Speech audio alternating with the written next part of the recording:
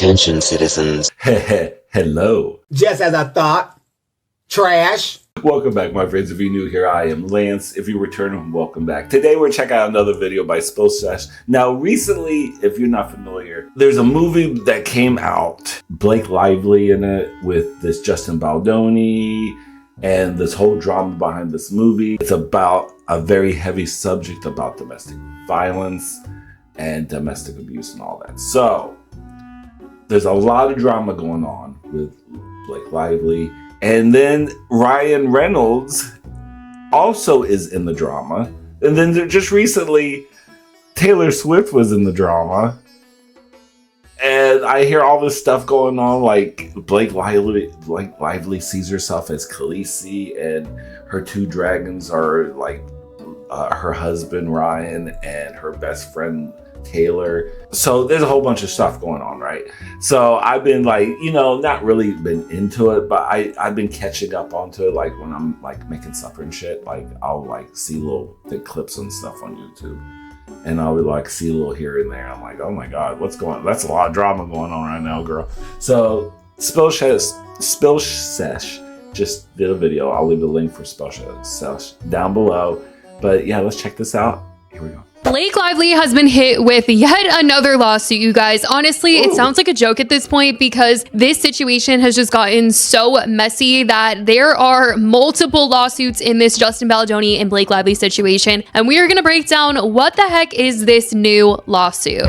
Just when you think things might start to simmer down with this story, guess again, because yep, another lawsuit has come up and well, it's not looking good for Blake Lively. According to The Hollywood Reporter, Blake is being sued by a crisis management firm that she named in her complaint against Justin Baldoni. Jed Wallace, owner of Street Relations, filed a multi-million-dollar suit against Blake on Tuesday in federal court in Texas. In his lawsuit, Jed states that he didn't engage in harassment or retaliation against Blake and has been lumped into the accusations by being named in her complaint. He also argues that he has suffered millions of dollars in reputational harm due to being named in the complaint, which is why he is seeking millions in his lawsuit. If you're having trouble keeping up, this is now the 5th lawsuit filed in connection with the Blake Lively and Justin Baldoni scandal. In December, Blake filed a federal lawsuit against Justin Baldoni. In December, Justin filed his... These lawyers are making bank with this. Oh, there's another one coming. Oh, there's some more. Cha-ching, cha-ching, cha-ching. Oh, there's another one coming. Cha-ching. These lawyers are going to eat this. Oh, they're eating. They're eating. They're going to be eating at buffets for years after these. Oh, my God. Oh, my God. Justin Baldoni has a nice little booty, I'll tell you that much. Libel lawsuit against the New York Times, and Stephanie Jones filed a defamation lawsuit against Justin Baldoni. She is also Justin's former publicist, if you do not remember. In January, Justin filed a lawsuit against Blake Lively, Ryan Reynolds, and their publicist Leslie Sloan. And now we have Jed Wallace suing Blake Lively for mentioning him in her complaint against Justin. Specifically, Jed is mentioned in the complaint when they are talking about Justin Baldoni hiring a PR crisis management team and accusing them of creating online hate towards Blake in order to protect Justin. In her complaint, it says, in the weeks and months that followed, with the direction and approval of Wayfarer and Mr. Baldoni, the team engaged in a sophisticated, coordinated, and well-financed retaliation plan. The retaliation campaign relied on more than just publicists and crisis managers spinning stories. They also retained subcontractors, including a Texas-based contractor named Jed Wallace, who weaponized a digital army around the country from New York to Los Angeles to create, seed, and promote content that appeared to be authentic on social media platforms and internet chat forums. The Baldoni Wayfarer team would then feed pieces of this manufactured content to unwitting reporters, making content go viral in order to influence public opinion and thereby cause an organic pile-on. To safeguard against the risk of Miss Lively ever revealing the truth about Mr. Baldoni, the Baldoni Wayfarer team created, planted, amplified, and boosted content designed to eviscerate Miss Lively's credibility. They engaged in the same techniques to bolster bolster Mr. Baldoni's credibility and suppress any negative content about him. On August 10th, the day after release of the film, Miss Nathan's team reported that they had started to see shift on social due largely to noted as part of okay, that's nice. I'm sure we hear it anyway. Let's just move on with that. I get it. All that legal mumbo jumbo, I get it. This shift, the majority of socials are so pro Justin, and I don't even agree with half of them, lol. Jed Wallace was also mentioned later in the complaint, as it stated earlier on August 9th. Jed, you're getting, wow. The reference to Jed is a reference to Mr. Boy, I'd be pissed off too, Jed.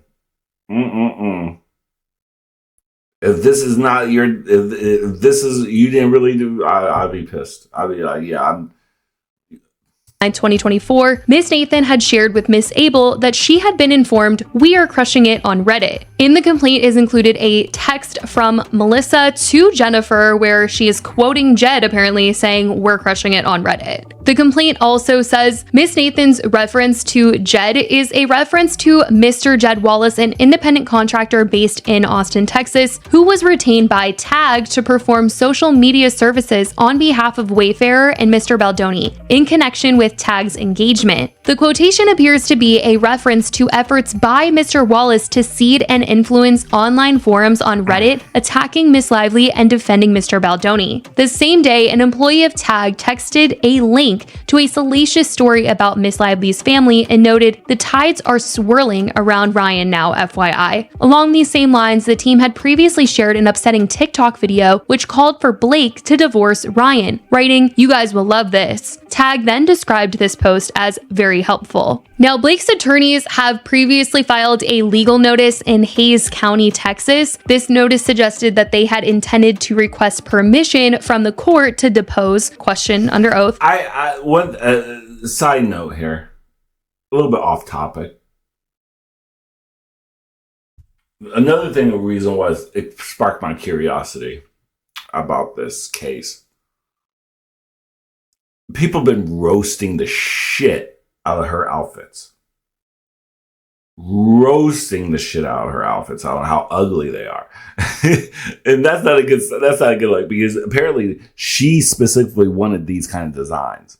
They're the designer. They're designer.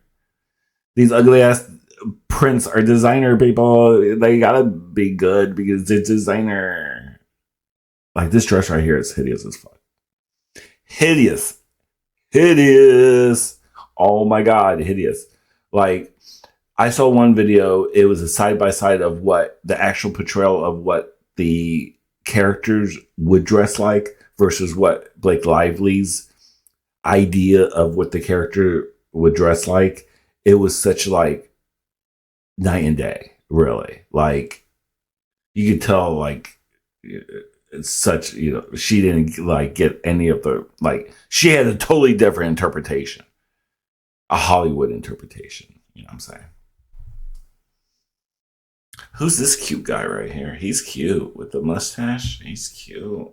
With the little chest hair right here, he's nice. Jed as part of their legal proceedings. However, the request was withdrawn or dropped last month as they decided not to pursue the deposition of Jed. But still, due to the fact that he's mentioned in her complaint, he's not happy. And his attorneys claim that Blake Lively should not be protected by litigation privilege, which would usually shield parties from defamation claims for statements made during legal proceedings. But Jed's attorneys argue that Blake's attorneys distributed her civil rights complaint to various media outlets, generating widespread publicity, which they believe falls outside the protection of litigation privilege, which is also what Justin's legal team has been arguing as well, that Blake and her team may have crossed the boundaries of litigation privilege by publicizing her civil rights complaint to the media, turning it into this public spectacle rather than keeping it confined to legal proceedings. And on the website that Justin recently launched that he shared his amended complaint on, as well as a timeline of relevant events, his legal team is alleging that metadata from the New York Times article reporting on Blake's complaint back in December indicates that the publication began preparing the piece as early, allegedly, as October 31st, 2024. This is significant because Blake filed her civil rights complaint on December 21st, 2024, suggesting that this article was in development well before the official complaint was filed. And Justin's legal team argues that this early preparation implies a coordinated effort between Blake and the New York Times to defame him, challenging the protections typically afforded.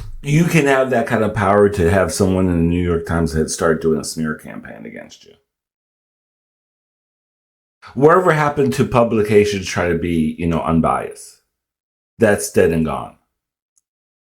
Did we ever have it? I don't know. Let me know in the comments. Supported by litigation privilege. They claim that the timing of the article's development undermines the legal defenses that Blake and the New York Times might rely upon. In response, the New York Times has refuted these allegations, stating that the date observed in the metadata is generated by Google software and does not reflect when they received or began working on Blake's complaint. They are saying that those claims are based on incorrect assumptions by internet sleuths. Specifically, it was reported by ABC regarding the amended complaint posted to the website. The Times said the Baldoni Wayfarer legal filings are rife with inaccuracies about the New York Times, including, for example, the bogus claim that the Times had early access. Excuse me, play you for those ultras? Well, we're kind of high level.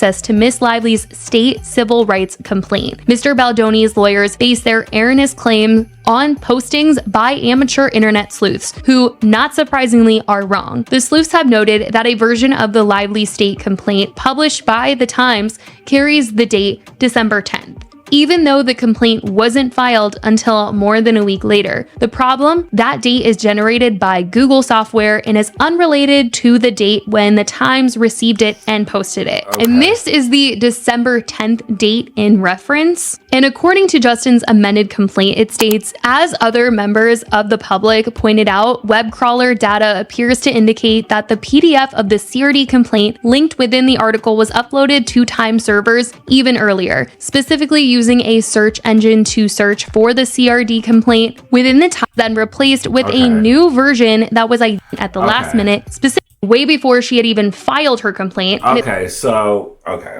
the most of the gist of that. So they had the information way before then. So that's what it breaks down to. We don't have to hear all that legal marble genre. We can surmise what's going on with that. Is there anything new we can add in here? Honestly, and I can't believe we have added another lawsuit into the mix here, but we will just have to see if it's the last, because okay, that seems like that was it.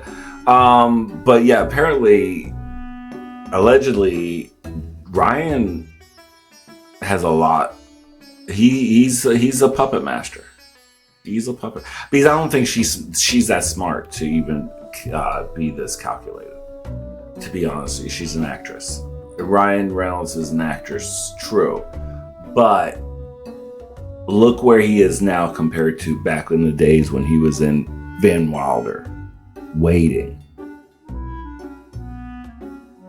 After Green Lantern, his career should have died.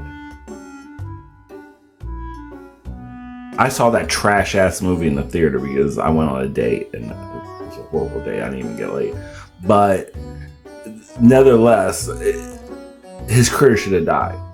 But he worked his way to get to where he is, so that he has determination. So that you're going to do some dirty stuff yet again to get where you are, especially in Hollywood. It's just how it is. That you hear story time. Just hear any kind of time and time again. You hear these interviews, these actors, producers, directors, throughout the generation, throughout the last decades, talk about how backstabbing and just it is in the industry. The smile on your face and just backstab you when you not real friends, you know what I'm saying? Just, it's all money. It's all money. But yeah, they're squeaky clean because they were the golden couple for a long time. They had a rough patch for a little bit. They had a little bit of turmoil after they got married on a plantation. Bad look there. That's not a good look there, Ryan and Blake. Getting married on a plantation. Yes, they have weddings there. But you're high profile people. You have to set an example. So that's number one. Tells you how stupid they are. How not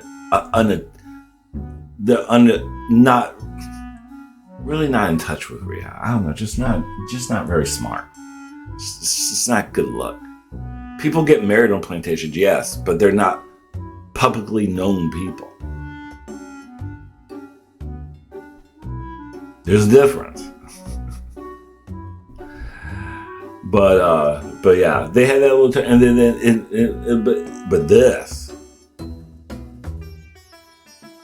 they were see Ryan got to where he was with he